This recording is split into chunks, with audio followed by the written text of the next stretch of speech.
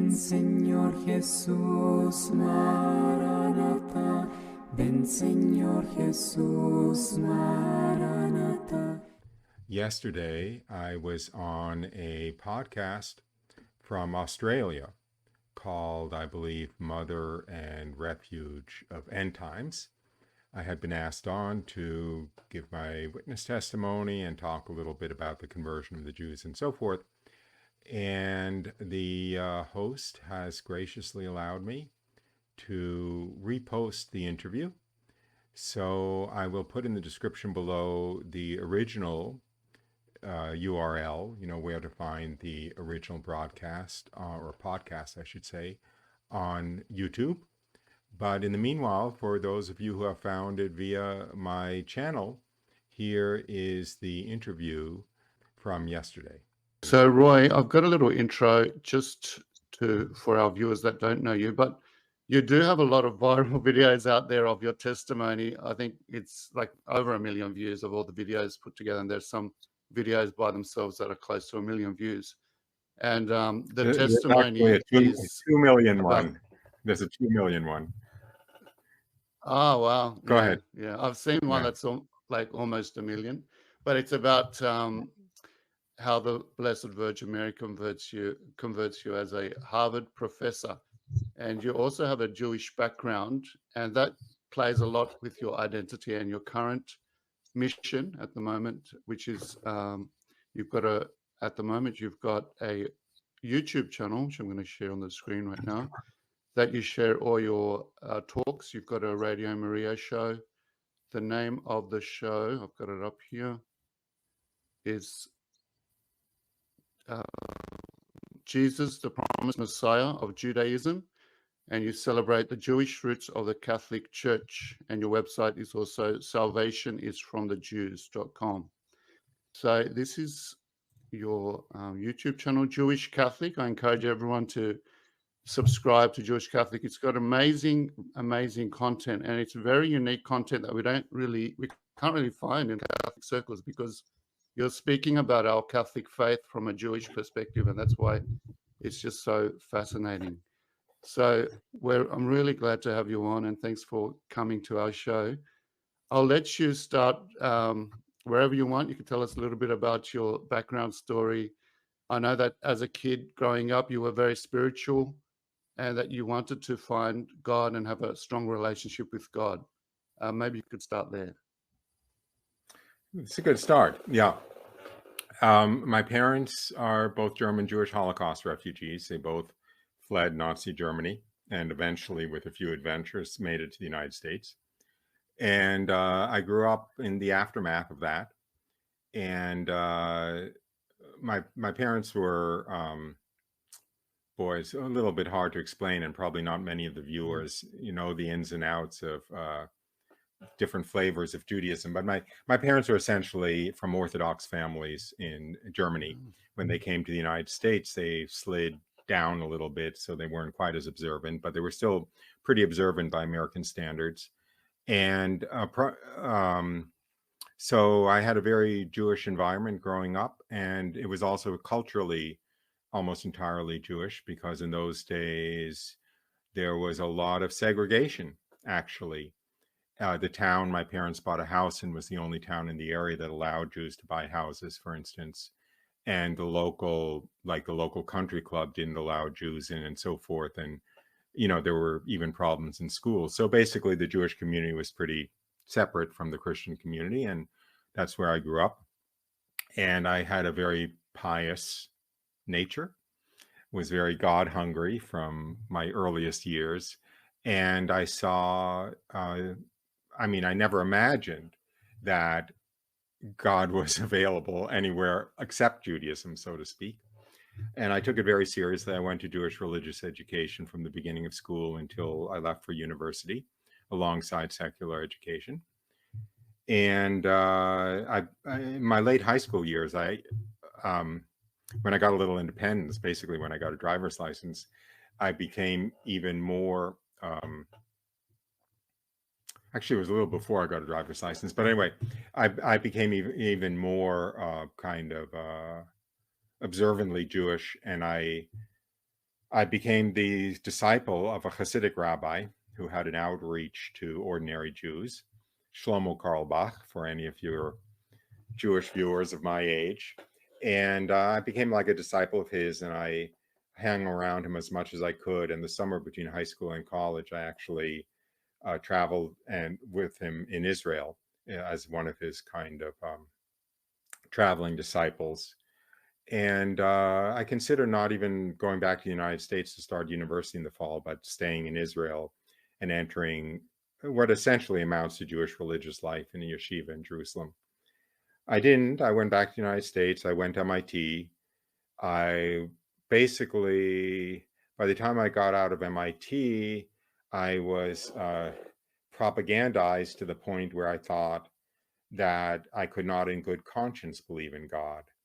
You know, that it was irrational and anti-scientific and so forth. And so I was essentially atheist. And I went on to Harvard Business School and did well enough there to be invited back to join the faculty. So I found myself as a professor of marketing at Harvard Business School. I think I was 29 at the time. And that's when the bottom fell out of my world because, you know, first of all, without God, nothing had any point. And I had distracted myself thinking that, you know, at some point in my life, you know, when I left home, or if I got into MIT, or if I got into Harvard Business School, or if I had a good career or whatever, life would have meaning from that. But here I already had a better career than I ever imagined, being a, you know, Harvard professor. But life still had no meaning, but there was nothing I could look forward to that I could imagine might give my life meaning. So I actually fell into despair, existential despair.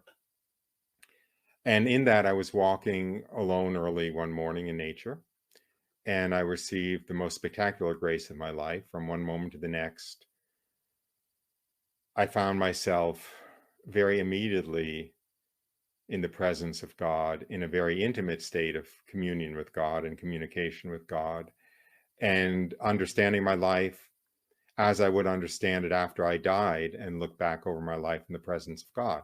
And I saw everything in that light. And I understood how I would feel about everything after I died. I saw these truths that I now know are truths of the Catholic faith, but as a Jew, they never even occurred to me. You know, I saw that we live forever. I saw that every action has a moral content that's recorded for all eternity. I saw that every time we take advantage of an opportunity to do something of value in the eyes of heaven, we will be rewarded for it for all eternity. I saw that absolutely everything that had ever happened to me had been the most perfect thing that could be arranged, coming from the hands of this all-knowing, all-loving God, not only including those things that caused the most suffering at the time, but especially those things that caused the most suffering at the time. The biggest revelation of this was to come into the immediate experience as well as knowledge that God himself, who not only created everything that exists, but actually created existence itself, not only knew me by name, which was nothing I ever imagined could be possible as a Jew, but not only knew me by name, not only had been arranging everything to be the most perfect thing for me, but had been watching over me and doting on me every moment of my existence, such that everything that made me happy made him happy, and everything that made me sad made him sad. And that absolutely revolutionized everything. Anyway, this state of consciousness, which was a very immediate state of, I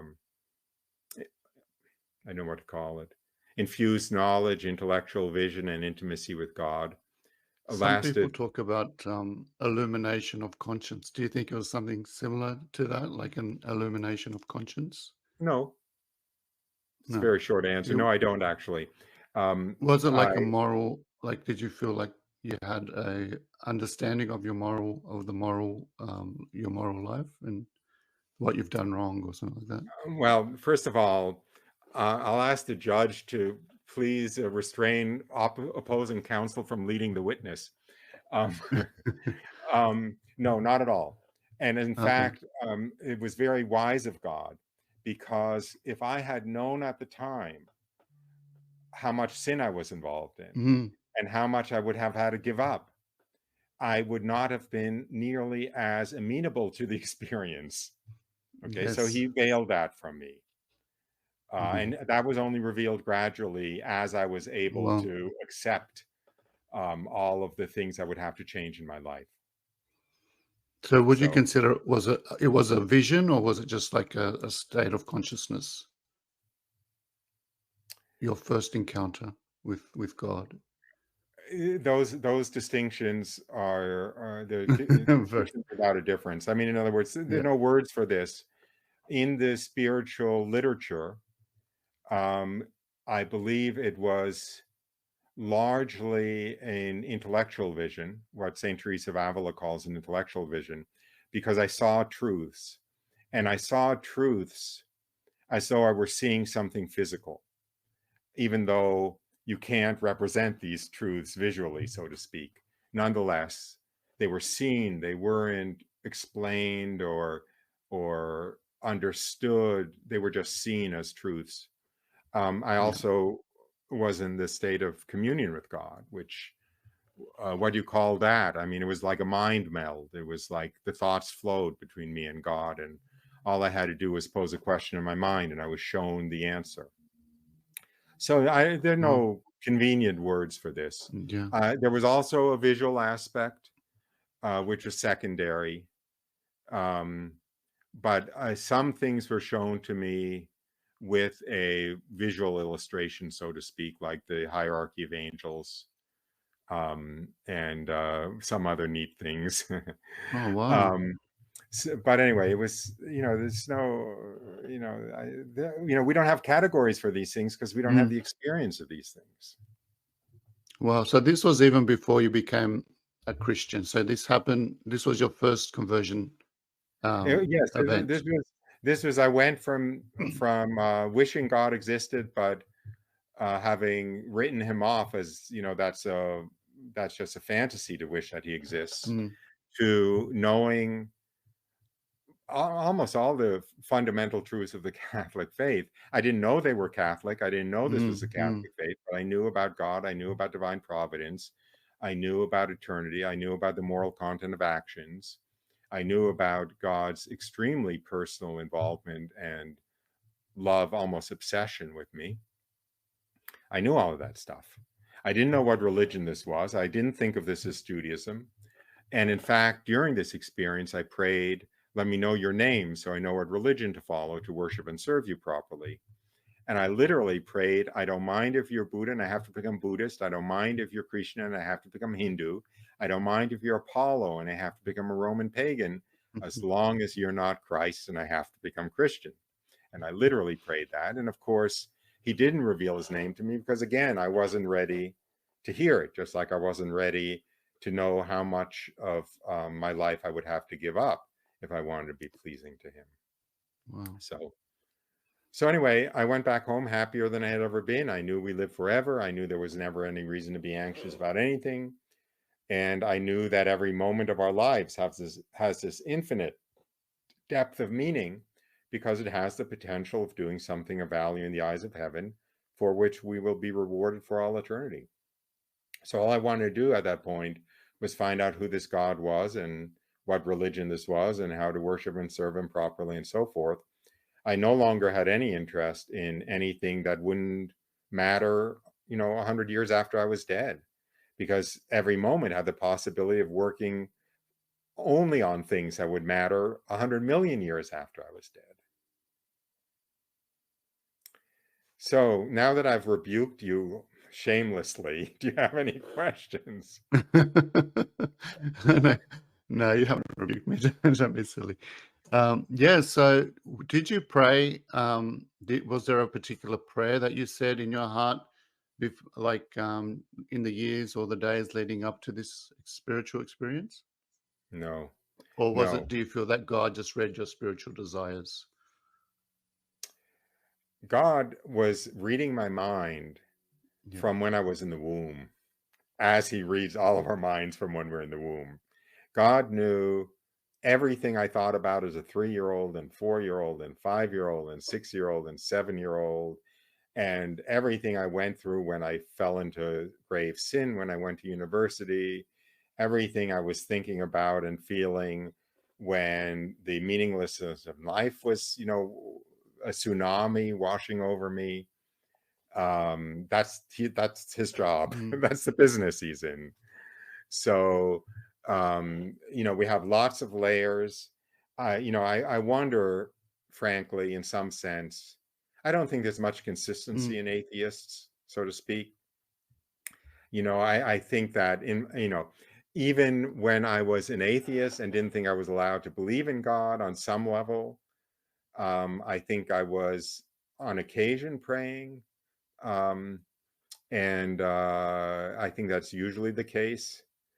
Um, when I told my parents about my conversion, quite a while later, my father, typical, excuse me, but I don't know how to put it, but typical secular Jew, it was horrible that I had become Catholic, right? He said at the one and the same time, he said, when you're dead, that's it. You rot in the ground. There's no afterlife. And if you're converted, who's going to pray for me after I die? I think I wasn't entirely consistent. I thought I was atheist, but I think I've that's heard you usually. say in previous, someone's asked you before in a previous podcast that there, to all those atheists out there, especially the young people that want evidence of God, they always ask for evidence of God. And you replied that they can pray to God. Can you tell us or tell Well, the viewers actually, what? first of all, thank you for that. I mean, I like going down that road. First Yeah. of all these young people who don't believe in God and want evidence of God believe in Satan and have lots of evidence of Satan. All they have to do is Yes, watch exactly. a Super Bowl halftime show, and half their music and their I don't want to make the hand symbols, but every rock concert they're doing these demonic hand symbols and stuff. They have no trouble believing in Satan. I wish they'd be a little bit logical and figure out that if they know, and So they're true. very often they're doing occult things to get favors from Satan. If Satan exists, maybe they could figure out that means God exists also. That's That so would be a good true. short That's so circuit, true. because Yeah, they but are. you I mean, there are go all ahead. these Go ahead. games, whether it's Ouija board or these horrible, Mary in the Mirror, satanic games they do for thrills, and they get supernatural effects. So they don't really have much excuse for not believing in God. However, having said that, the only thing that limits God's self-revelation to us, and in particular Christ's self-revelation to us, Jesus, is our unwillingness to know him. Basically, God respects our free will far too much, if you ask me. He totally respects our free will, which, by the way, is this incredible distinction between Christianity and Islam, because the God of Islam does not have any respect at all for a man's free will.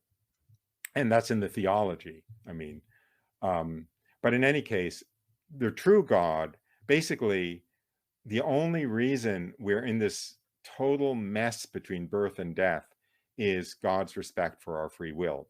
He will not overshadow our free will. He wants us to turn to him with love, and there's only love in the context of full freedom. You can't be coerced into love.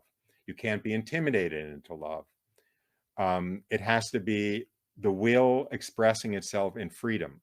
So God is not willing to overshadow our will. So he's not willing to present himself to us if we're not asking him to, because that would restrict our freedom. And therefore, my shtick is, if anybody genuinely, especially if anybody, like if any Jew rejects Jesus and thinks Christianity is hogwash, my argument is, if any Jew earnestly says, Jesus, if you really are the Jewish Messiah, I want to know that. He will let them know that in Wow. time. Wow. And That's I know at beautiful. least two cases. They're not both Jews. One of them is a Jew. She's still alive, Rhonda Chervin. And her prayer, she was an atheist. Her parents were hardcore communist atheists, New York Jew, typical. And her prayer was, God, if you exist, save my soul if I have a soul. So she was really a doubting Thomas. But as an upshot of that, she was looking at a picture of Jesus in a museum, and he came to life. The image came to life. Wow.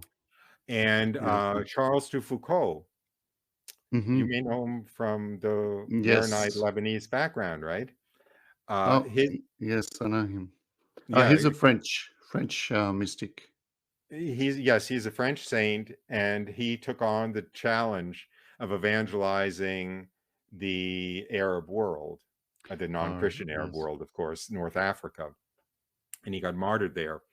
But before then, he was I don't know if he was in the French Foreign Legion. No, he was just a French soldier, Mm-hmm. aristocratic, Saint-Cyr Academy and so forth.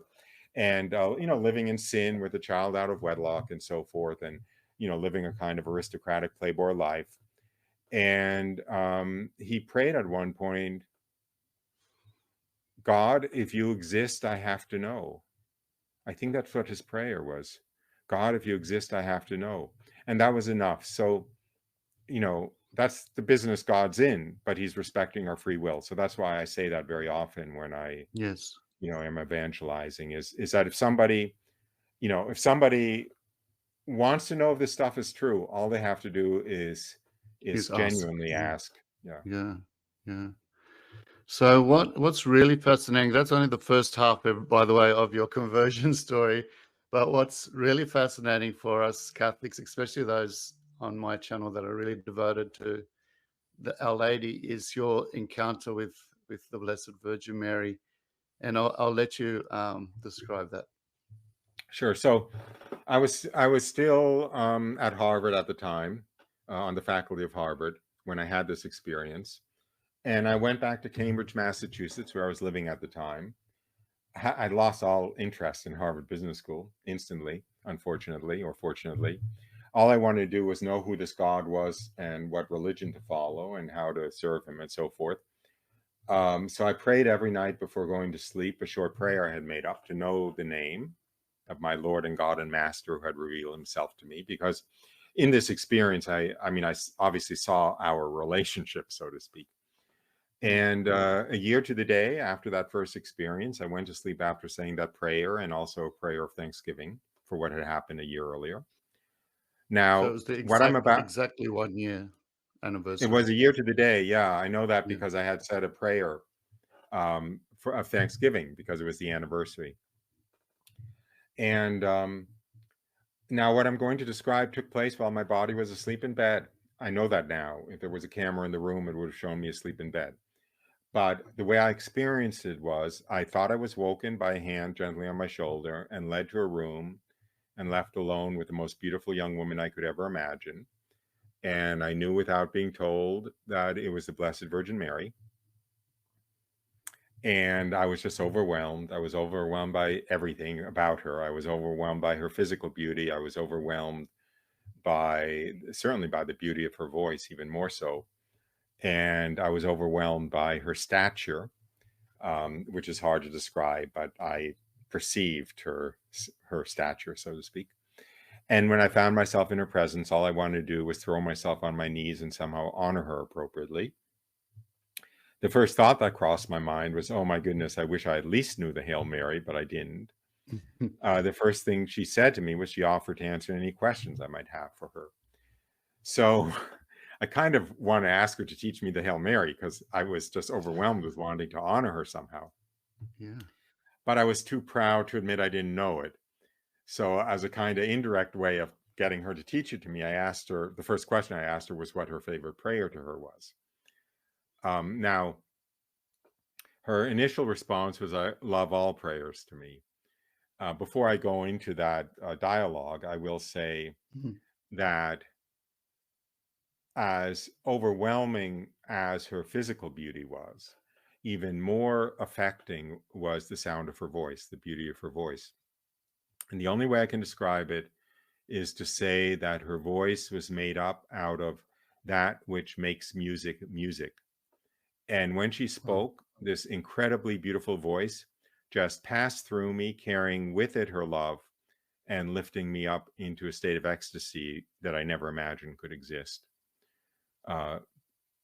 Anyway, so she said, I love all prayers to me.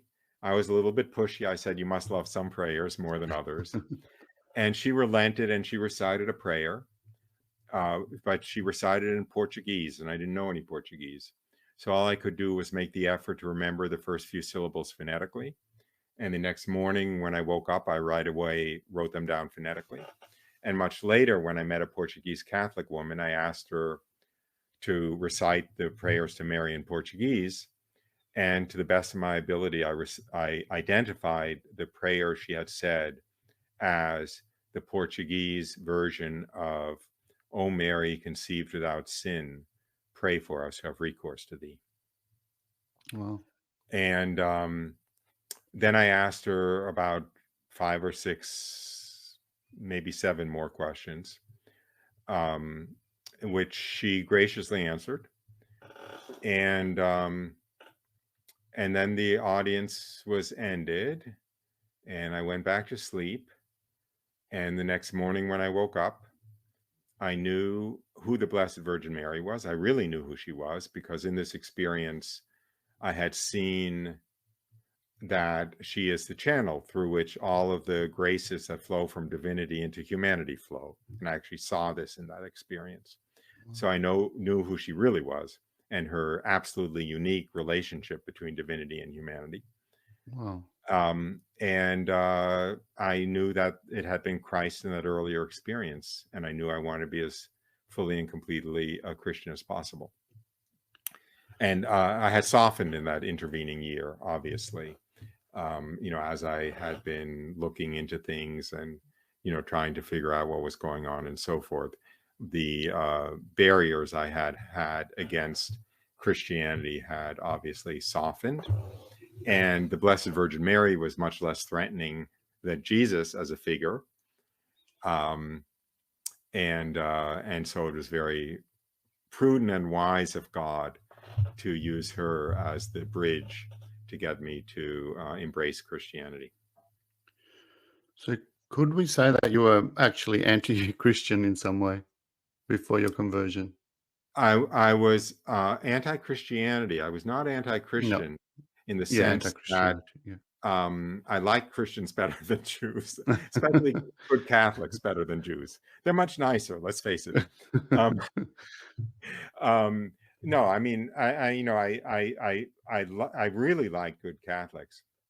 My best friend, I shouldn't say best friend, but the only person I wanted as a roommate at MIT was like the one devout Catholic in the dormitory, because he was the nicest guy, and the least haunted and anxious and angry all the time, and all that stuff. No, so I wasn't at all anti-Christian.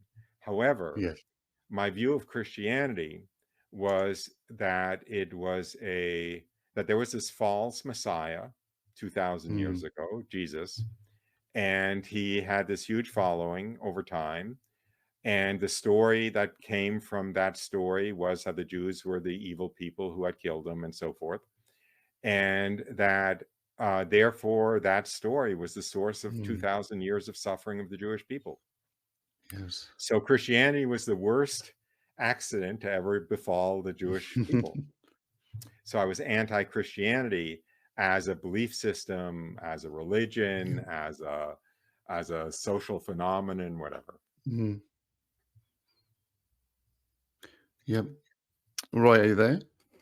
I'm here. Oh, yeah. Yeah, I thought you were frozen.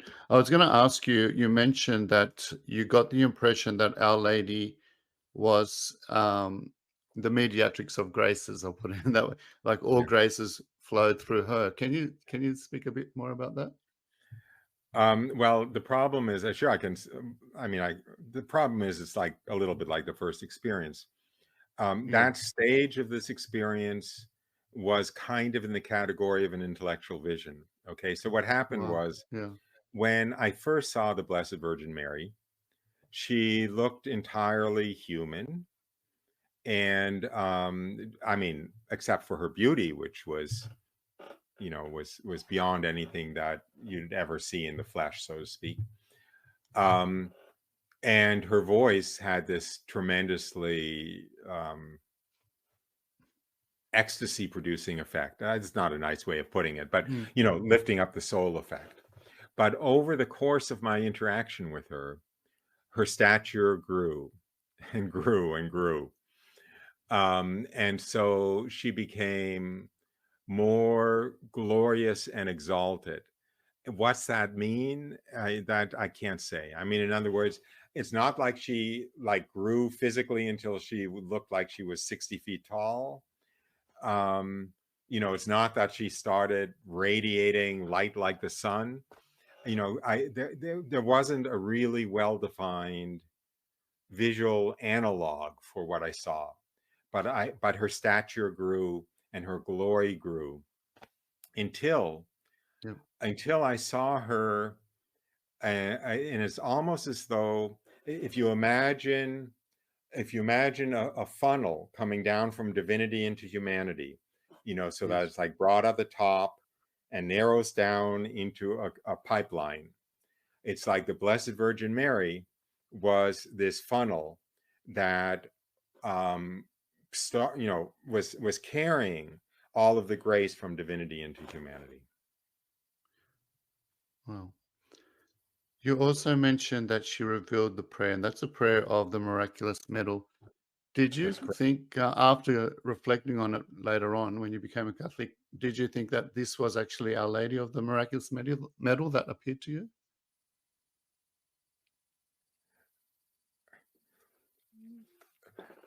You're getting me at the end of the day here, so I'm usually a nicer person than this.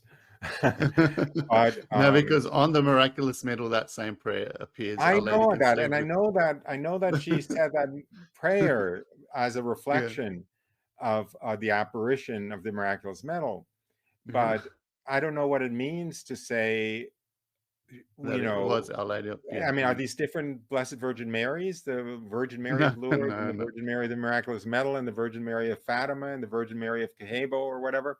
Are these different no, people? I no. mean, Obviously so not. I'm not really sure. I Yeah, think I it was was a just saying. reflection I of it. was kind of asking, like, her appearance, maybe. And she didn't have her hands held Yeah, out like that with yeah, rings, some of which were streaming graces. yeah, yeah. No, she That's looked, as far as I can recall, I did not, excuse me, I did not see her as a statue. I did not see her as a medal. no. I did not see her as a painting. Um, and I did not see her in conjunction with any particular apparition of hers. I will Yes. tell you, just to try to, be a little bit nicer, that later in my conversion, it Mm. became very clear to me that Our Lady of La Salette was actually my Marian apparition, so to speak, was the Marian Oh, apparition, or the manifestation of the Blessed Virgin Mary, that spoke most directly to me. right. So And yes, to the extent that I have a favorite, whatever you're going to call that, instantiation of the apparitions of the Blessed Virgin Mary, it's Our Lady of La yeah, Salette. right. And why did you make that connection with Our Lady of La Well, Salette? actually, that backs up a little bit. This is a nice Marian interview. I like this. Um, Thanks. the Before my conversion, I well, first I lived for downhill skiing, and then eventually I was introduced to windsurfing, which was a way of getting some of the thrill of downhill skiing in the summer, right? Yep. So in the 2 years before, let's say, my first experience, um, during the summer months, during the winter months, I was going to the Alps every winter to go downhill skiing a lot. I must admit, a lot, like 4, 5, 6 weeks of winter. And in the summers, I was spending all my free time windsurfing on the Atlantic Ocean, not far from where I lived in Cambridge. And there was a shrine to Our Lady of La Salette on the road to the beach that I always launched my windsurfer from. So like every off day during the summer, I put the windsurfer on the roof, drive by, and I would see the sign, shrine to Our Lady of La Salette. Yeah. And drive by it going to the beach. The beach was probably only about 3 miles from the shrine, and then pass the shrine on the way home.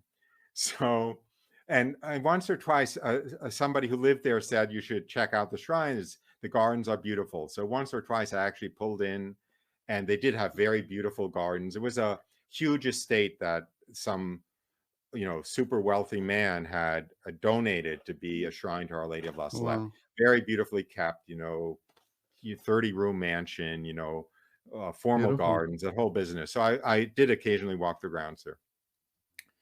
And now when I look back on it, I have this picture that I was spending all my free time windsurfing, on the bay there. And I see like Our Lady of La Salette in the sky above me, overshadowing me. So so that was the beginning of my relationship with Our Lady of La Salette before even the initial conversion. As a matter of fact, I was when I had that experience of Christ in that first conversion, I was on Cape Cod to go windsurfing. Actually, that's why I was walking in nature that morning. I was there on a weekend, again with the windsurfer on my roof. So there was some connection there. But the other thing was then the following winter, after the first experience, no, let me think of this right. No, the winter after I had the experience of the Blessed Virgin Mary. Boy, I may have to look this up to figure out.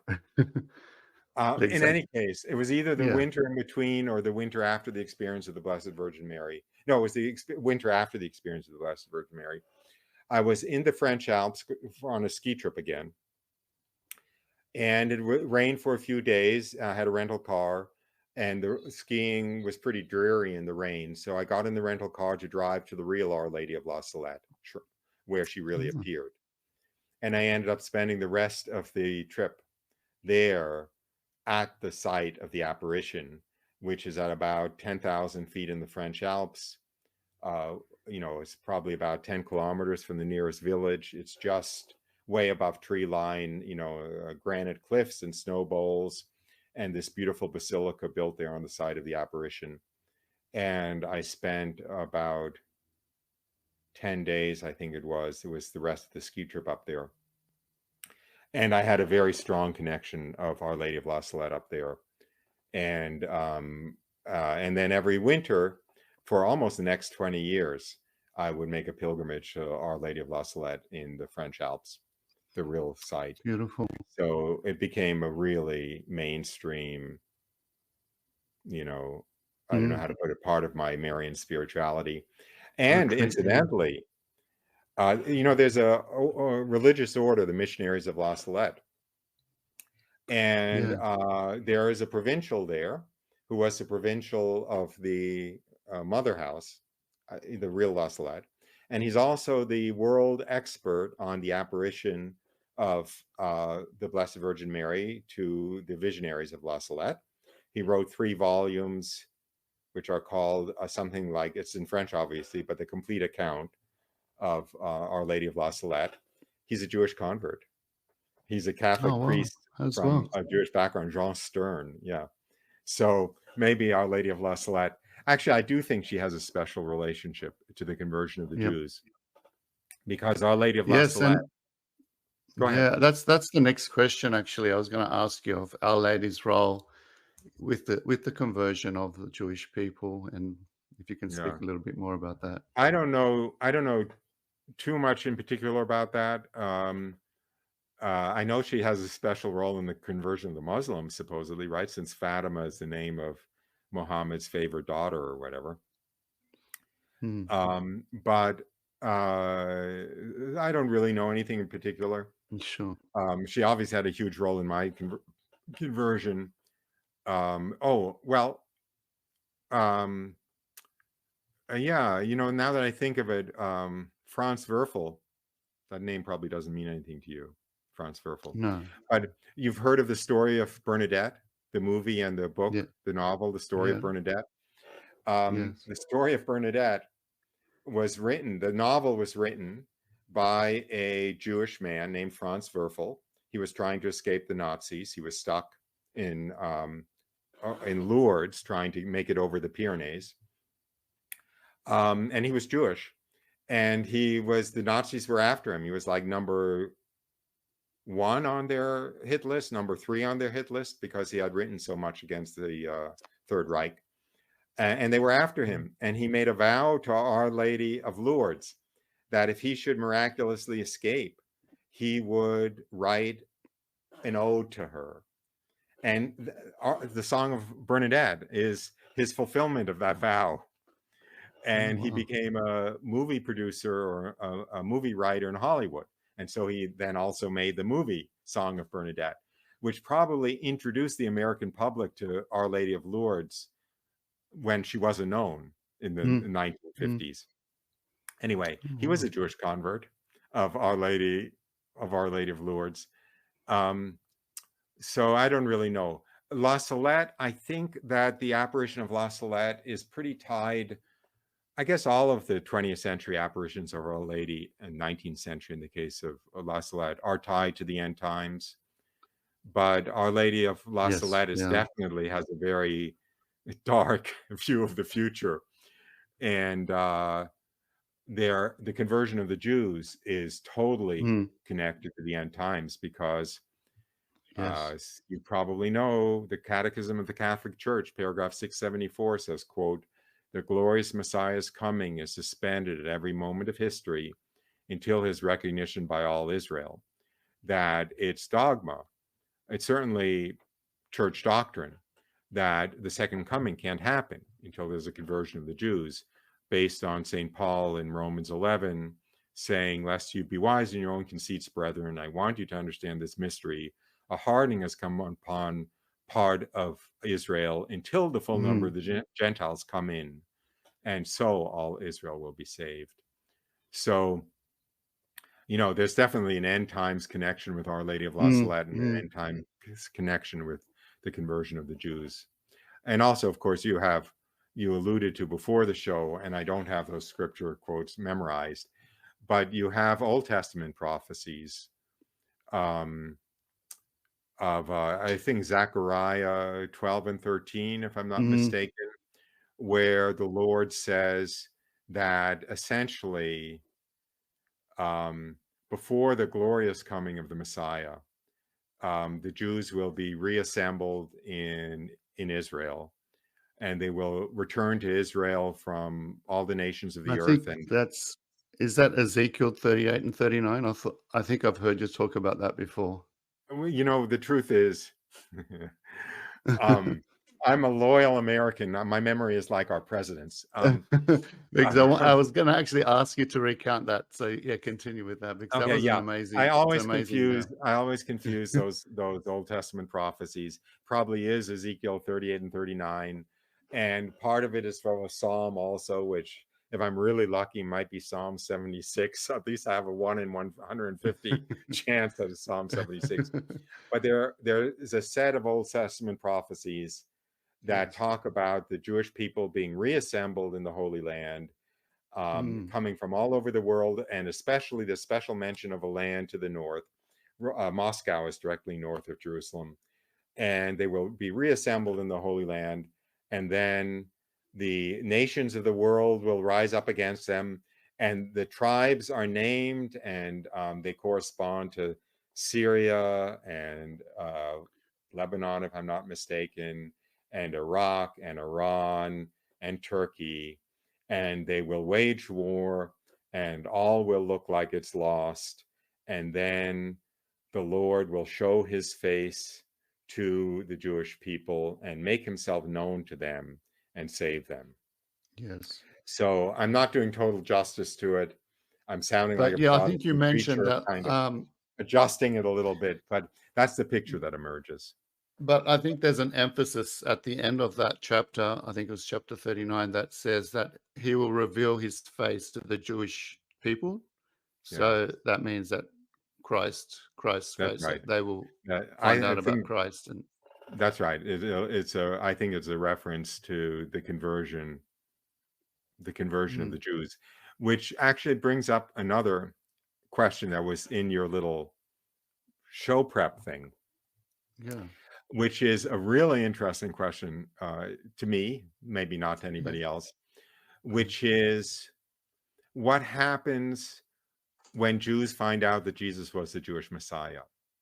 You see, because the normal Catholic view is if a Jew finds out that Jesus is the Jewish Messiah, they belong in the Catholic Church. And a Protestant view is probably if a Jew finds out that Jesus is Jewish Messiah, he should become a good Bible-believing, non-denominational Christian or something. right. But that's an open question to me, because there is this phenomenon of Messianic Jews, which you alluded to. Yes, yes. I was going to speak to And that. the common theme in Messianic Judaism is that, yes, Jesus is the Jewish Messiah. Yes, Jesus is God. But also, yes, Jesus still wants Jews to be Jews. He doesn't want them to lose their Jewish identity. He wants them to worship him as God, as the Jewish Messiah, as Jews. So that is really the stumbling block, you could say, or Mm, it mm. is a hot issue among Jews to whom Jesus reveals himself, essentially, I think you because it mentioned doesn't immediately before become that. clear that they're supposed to become Christian. Well, that's right. Well, you were talking in another podcast that I watched that that a lot of Jews that find Christ don't want to join a church. They don't want to be labeled as Christian. Can you elaborate on that a bit more? Well, there are two theological streams underlying that. Mm, One, well, actually, but they merge. Basically,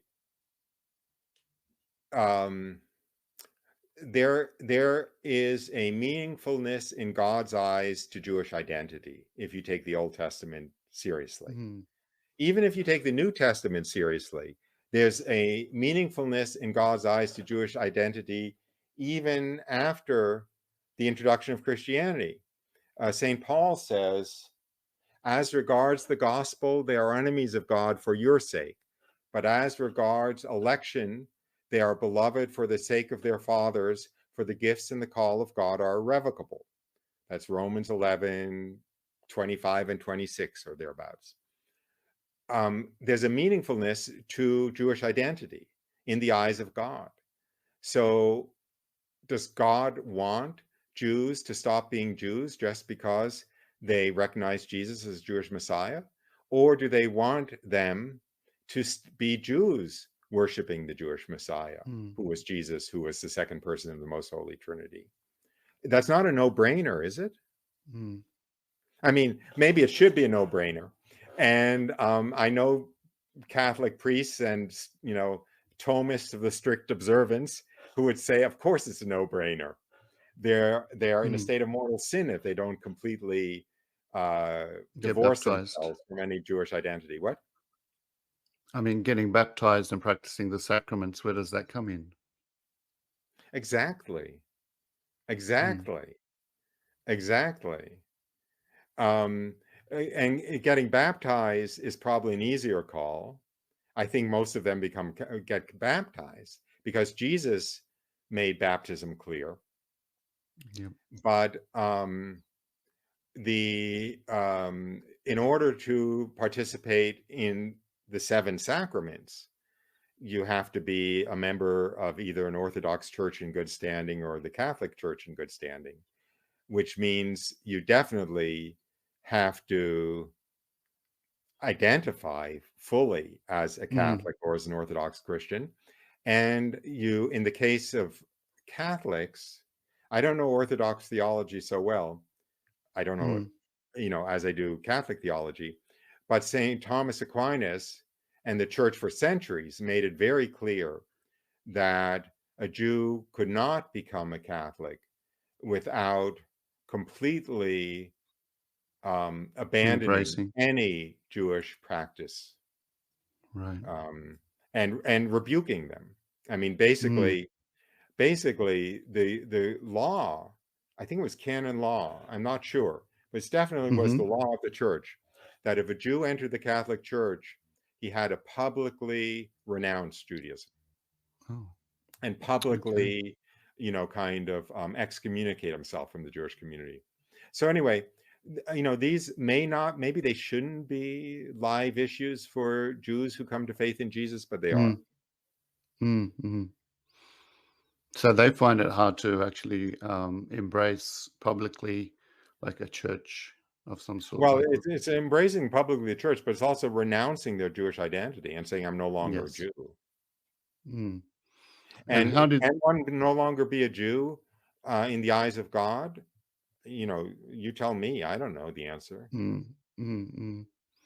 So you talk a lot about being a Jewish Catholic and embracing the Catholic faith. Can you tell us about that journey on how you embrace Yeah, the I Catholic consider faith myself and a the Jew sacraments? in the Catholic Church because my being a Jew is not. Um, I don't want to say it's not primarily a matter of faith. It isn't primarily a matter of faith. But even if it were primarily a matter of faith, I have not abandoned anything that Judaism believed at the time of Christ. I don't abandon Mm, any Jewish belief that comes from the Old Testament. yes. I believe, just like a good Catholic believes, that the Old Mm-hmm. Testament is divinely of divine origin, and it's the Yes. Word of God. So I still believe everything in Judaism. The only part of Judaism that I don't believe is who Jesus was. And that's not, I don't know how to put it. That's not divinely revealed in Judaism. That is, No. a belief of the rabbis who um, dictated post Jesus Yes. Judaism. Yes. Yeah. You were So talking when did about, I stop being Jewish? By the way, did the Blessed Virgin Mary ever stop being Jewish? Did Jesus ever stop being no, Jewish? I mean, these are no. questions to me that I don't know the answer to, but they're not obvious. Yes. You talked about also previously. You could tell that I've been watching your channel, but you've talked about how in the first century, a lot of the Jewish or rabbi teachings changed, or after the first century, in order to kind of block Jesus, in order to make it difficult for Jews to embrace Yeah, Jesus. there's no Can question you about talk? that. Yeah. Can you tell Um, us a little bit more about that? it gets very complicated, but Yeah, I know. there Sorry, is but just no, just that's like okay. broadly speaking. Yeah. Um, the the Jewish belief is that God called Moses up to the top of Mount Sinai, whenever that was, about 1600 years before Christ or thereabouts. And he gave them, he dictated the Old Testament. Excuse me, he didn't, excuse me, it's late in the day for me. He dictated the first 5 books of the Old Testament, Yes. which are called the Torah: Genesis, Exodus, Numbers, Leviticus, Deuteronomy. Yes. And those were given by God directly to Moses. But they're pretty condensed. They're pretty concise. They're pretty telegraphic almost. And God knew that that wasn't enough for the Jews to follow Jewish law properly. For instance, it says in the Old Testament, remember the Sabbath and keep it holy, and do no manner of servile work on the Sabbath. Does that mean, Hmm. what's servile work? Does that mean, you can't water your dog, feed your dog? Does that mean you can't write down something? Does that mean, what's that mean? It needed further elaboration to know how you could follow that commandment. The same thing all over the place. You're not to cut the hair or shave the hair on the corners of your head. Excuse me, but what are the corners of my head? And so forth. So there are lots of laws in the Old Testament that need explication. Yep. So the Jewish belief. Is that in the Talmud or the Midrashish? I'm getting there. I'm getting there. Sorry. I'll be like Putin in that interview with Tucker Carlson. He starts in the 8th century and keeps saying, I'm getting there. I'm getting there. I'm getting there. So the Jewish understanding was that in addition to the written law that God gave Moses on top of Mount Sinai, which we know is the first 5 books of the Old Testament, God gave Moses oral instruction of how to understand the law and how to obey the law. And that oral instruction was only to be passed on orally from teacher to disciple, generation after generation. It was never to be written down. So that oral tradition was passed down over the centuries. Then, after the second Jewish revolt, in particular, in about 135 AD, Jerusalem had been totally destroyed. The Jews were exiled from Jerusalem. The Jewish nation was dispersed. They were led into slavery by the Romans and all over the place. And so the remaining rabbis said, okay, we better write down the oral tradition, because it's not like the old days. Jews are not going to be able to consult the rabbis in Jerusalem to find out, how to understand something. They're going to be spread all over the world, and there's not going to be a center of Jewish learning like there was. So we'd better write it down. And so they started writing it down then, middle of the 2nd century, I'd say. And it took a few centuries to be written down. And that written down compilation of the Jewish oral tradition, which was supposedly given to Moses, plus the understanding of that oral tradition by the fathers of the church, the Jewish version of the fathers of the church, that is, the eminent rabbis of, the last few centuries before Christ and the first couple of centuries after Christ, got written down, and that became the Talmud. Right. Now, so the Talmud was certainly written down at least 100 years after the Crusade. In other words, it only began to be written down, 130, 140 years after the crucifixion of Christ. Okay. So, and the Talmud has the original oral tradition, plus, a lot of discussion by rabbis later. So a lot of that discussion by rabbis later has an apparent interest in debunking the story of Jesus.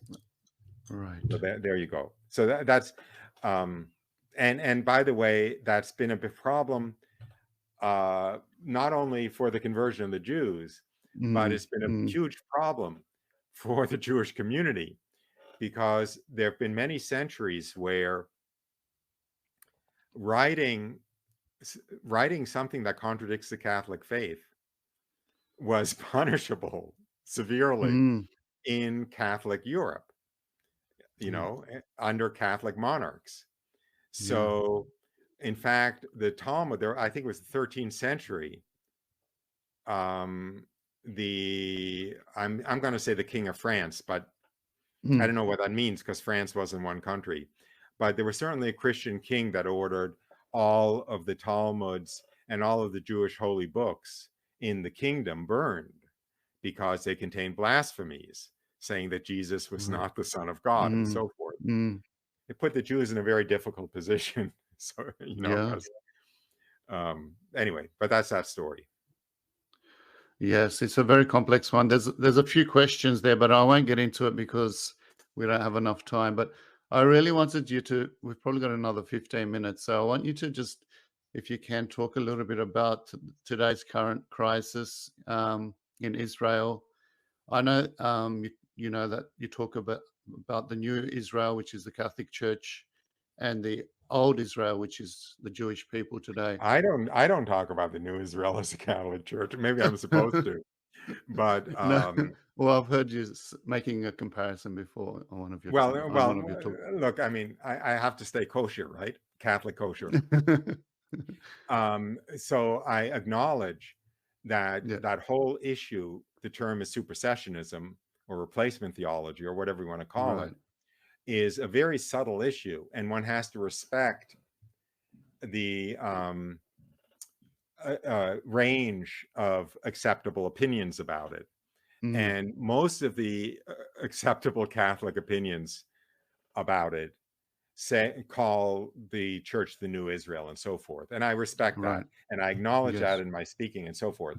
But Mm, I think it's an oversimplification and therefore I do not use it. okay. Right. I think that's like what St. Paul said, that they're adopted.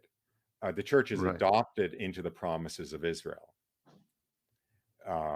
But anyway, I don't want to go there because you know that starts getting into It's a bit technical.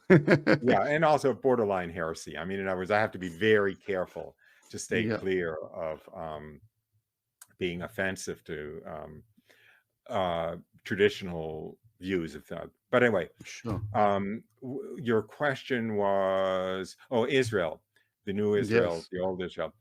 I think that the reestablishment of a Jewish homeland in the historical territory of Israel promised to Abraham without any expiration date that's visible in the Old Testament has Hmm. eschatological significance, Yes. as do the prophecies in Ezekiel and in Zechariah and in the Psalms that talk about the ingathering of Israel dispersed around the world into the historical homeland in time for the glorious coming of the Messiah. I think it's got eschatological significance. Therefore, I do not see the unfolding of salvation history in such a way that, in other words, let me put it another way. If Hmm. if the Jewish state of Israel gets wiped off the map and the,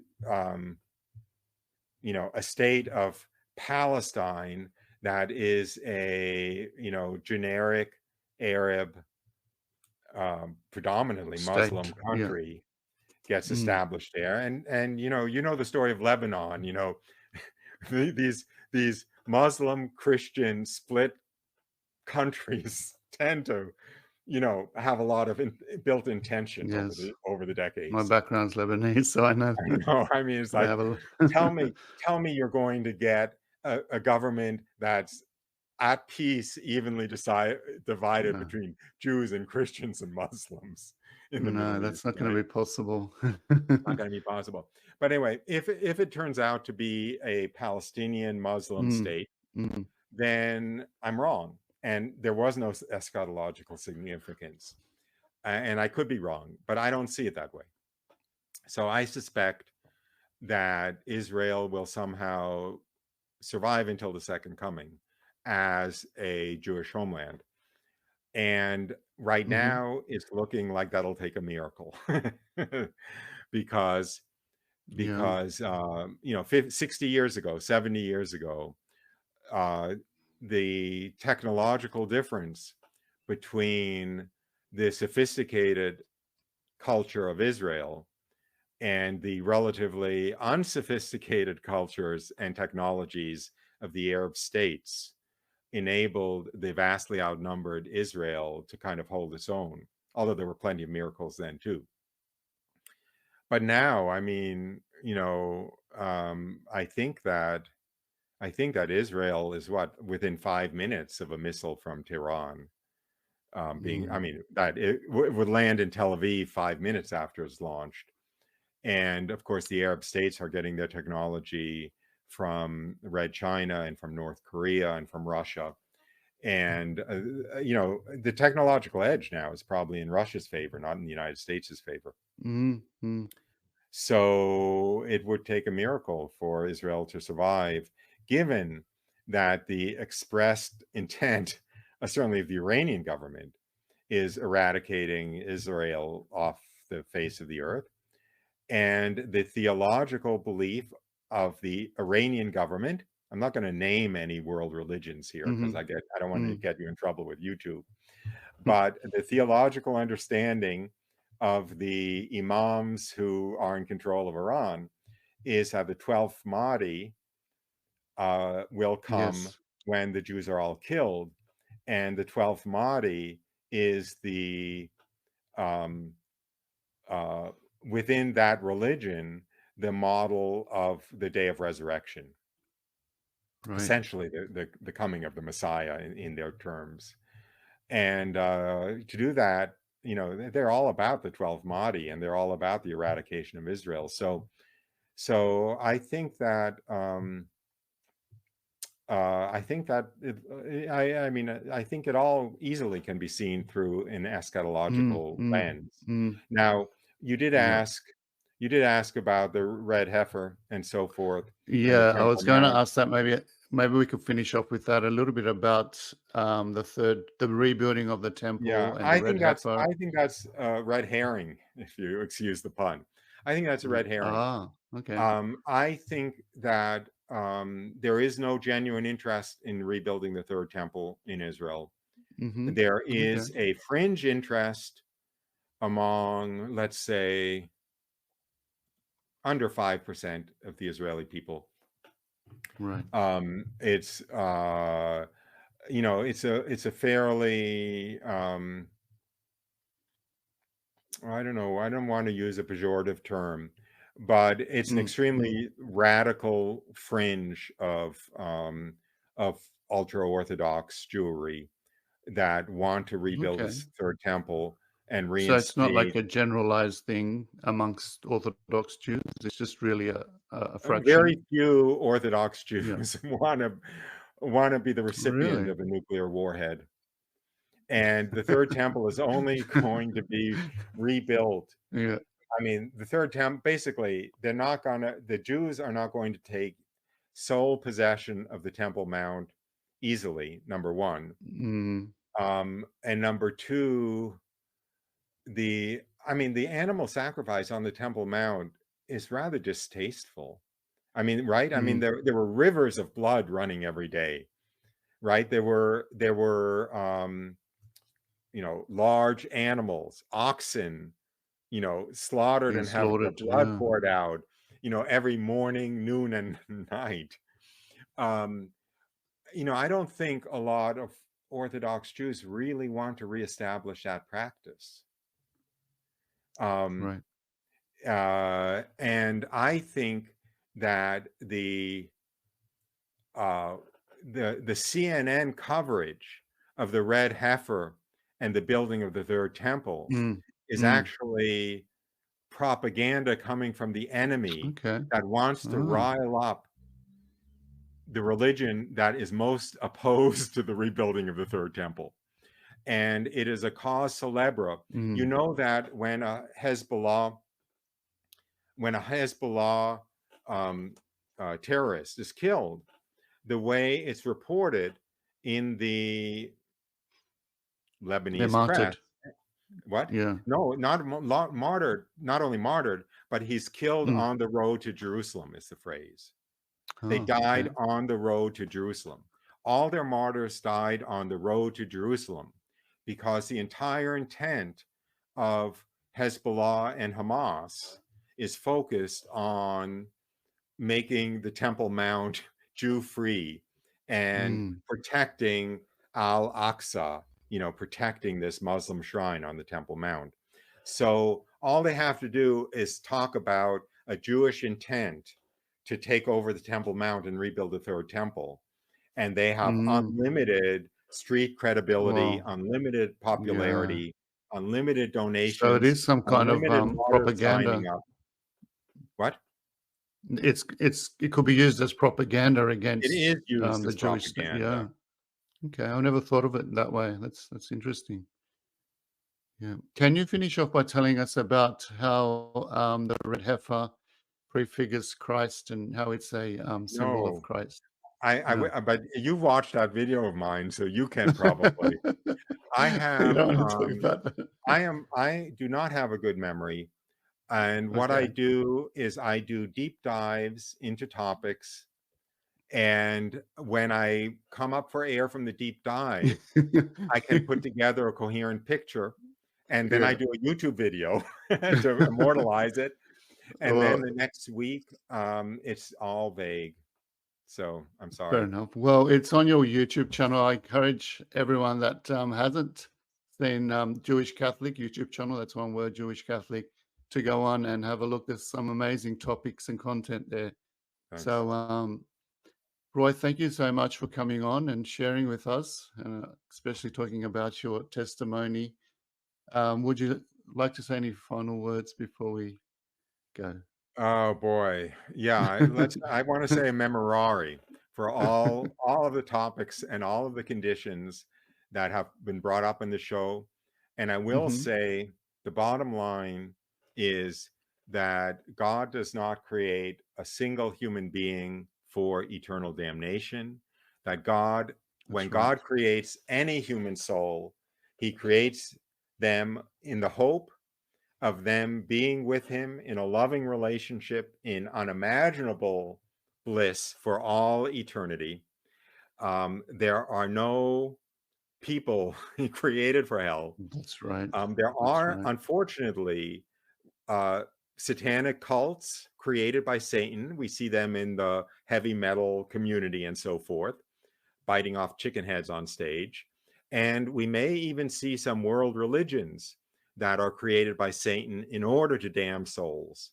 But anybody who is in the snares of Satan, who's deluding them and having them follow a spiritual path that is designed to get them to be damned rather than to get them with God for heaven, is a victim and is not a culprit per se, but they are a victim of a satanic deception, and they are legitimate targets for our prayers by far, because nobody's a more legitimate target for prayers than people who are on their way to hell.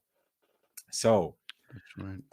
so I apply that to anyone who it might apply to in the context of our conversation this evening. Yes, definitely. And similarly, Jews, I don't know what God's intent is for Jews, but I know that whatever system he has in mind for them, the intent is to be with him in heaven and to know Jesus and to know the Blessed Virgin Mary, because everyone in heaven is going to know the truth about Jesus and Mary.